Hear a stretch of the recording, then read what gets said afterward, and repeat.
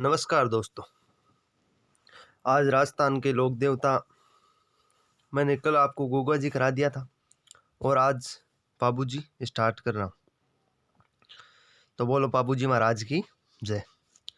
ये है हमारे पाबू जी महाराज।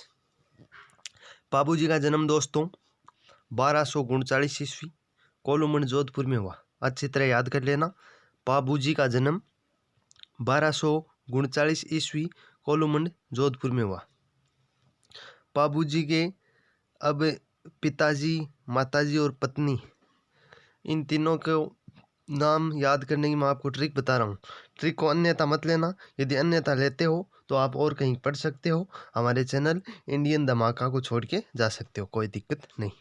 इसलिए आप सिर्फ याद करने के पर्पज से यहाँ पढ़ो और तैयारी करो। पाबूजी के बाबूजी धांधली कम प्यार ज़्यादा करते हैं। धांधली से धांधल सिंह राठौड़, ठीक है। कम से कमल दे और प्यार से सुप्यार दे।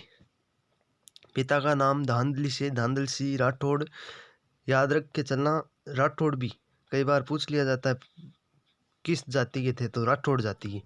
माता कम से कमल दे और पत्नी प्यार से सुप्यार दे, ठीक है।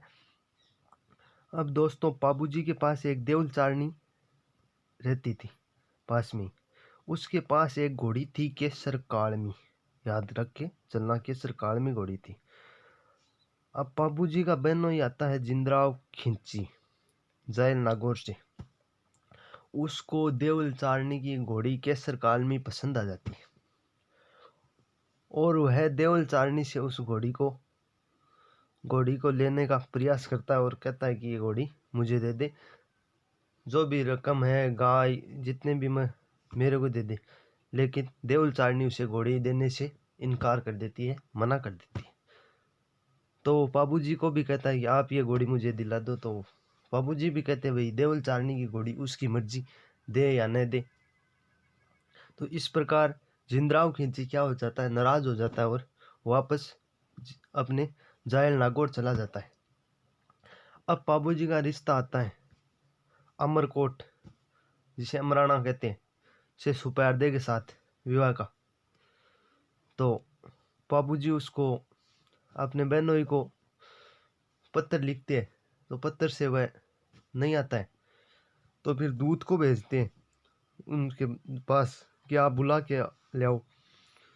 तो वो भी नहीं आते हैं और दूत की हत्या कर देते हैं और जिंदराव खिंची नहीं आते। फिर बाबूजी क्या करते हैं कि देवल चारनी से उसकी घोड़ी लेके, देवल चारनी से घोड़ी केसर काल में लेकर अमरकोट शादी के लिए चले जाते हैं।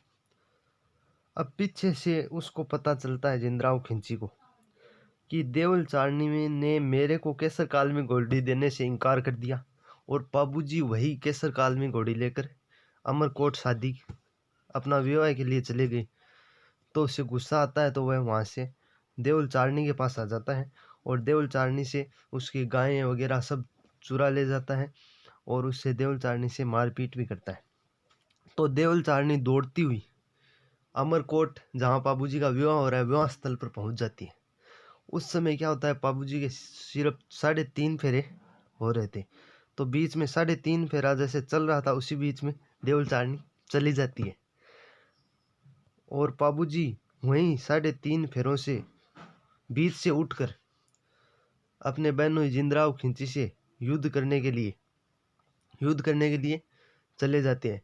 इसलिए इनके 3.5 फेरे बीच में रह जाते हैं। अपने पाबूजी सहयोगी चांदा डेरा हरमल के साथ, इनको याद रखना, चांदा डेरा हरमल के साथ ये देनचू गांव जोधपुर चले जाते हैं और वहाँ जिंदराव खिंची से युद्ध करते हैं। युद्ध में ये वीर गति को प्राप्त हो जाते हैं। तो वहीं इनका समाधि स्थल है देनचू गांव जोधपुर में। इसलिए याद रखना, चांदा डेरा हरमल तो सहयोगी थे। देनचू गांव जोधपुर में युद्ध हुआ था जिंदराव खिंची और पाबूजी के बीच, और पाबूजी का समाधि स्थल देनचू गांव जोधपुर में है, ठीक है। अब मारवाड़ में सर्वप्रथम ऊंट जिन्हें सांडे भी हम कहते हैं, लाने का श्रेय पाबूजी को दिया जाता है। इसीलिए ऊंटों की पालक जाति, मतलब ऊंट को जो रखते हैं उनका पालन करते हैं वो जाति है रायका और रेबारी। पाबू जी को अपना आराध्य देव मानती है। ठीक है। राजस्थान में पाबू जी का मेला कोल्लूमंड जोधपुर, कोल्लूमंड जोधपुर जिले में है। वहाँ चैत्र अमावस्या को पड़ता है, याद रखने चलना, चैत्र अमावस्या को। पाबू जी का अन्य मंदिर है वो आहड़ उदयपुर में है। अन्य मंदिर कहाँ है? आहड़ उदयपुर में। ठीक है। पाबू जी के पावड़े जो माठी वाद्य यंत्र के साथ गाए जाते हैं, और पाबू जी की फड़ रावण हत्ता वाद्य यंत्र से बांची जाती है। याद रखना, पावड़े माठ वाद्य यंत्र से और फड़ रावण हत्ता से। एक पाबू जी के जीवन पर पुस्तक है जिसका नाम है पाबू प्रकाश, उसको लिखा था आसिया मोड़ जी ने। याद करके चलना अच्छी तरह, पाबू प्रकाश किसने लिखी? आसिया मोड़ जी ने। ठीक। अब मैंने बताया था कि 5 ऐसे लोक देवता हैं जिनकी मुसलमान पीर मानकर पूजा करते हैं। तो पाबू जी की जो पूजा करते हैं वे मुसलमान मेहर जाति के, अतः मेहर जाति के मुसलमान पाबू जी की पूजा करते हैं, ये याद रख के चलना। पाबू जी को राव सिया के वंशज माना जाता है और लक्ष्मण के अवतार माना जाता है। एग्जाम में प्रश्न आ जाता है पाबू जी को किसका अवतार माना जाता है, तो आपको करना है लक्ष्मण, और राव सिया के इन्हें वंशज माना जाता है। ऐसे याद रखने ना, राम लक्ष्मण अवतार लेते थे, इसलिए अवतार लक्ष्मण का और राव सिया के वंशज। अब यदि यह वीडियो आपको पसंद आई तो लाइक शेयर ज़रूर करना, और हमारे चैनल इंडियन धमाका को सब्सक्राइब करना। धन्यवाद। ऐसे वीडियो प्राप्त करने के लिए हमारे चैनल को सब्सक्राइब ज़रूर करें।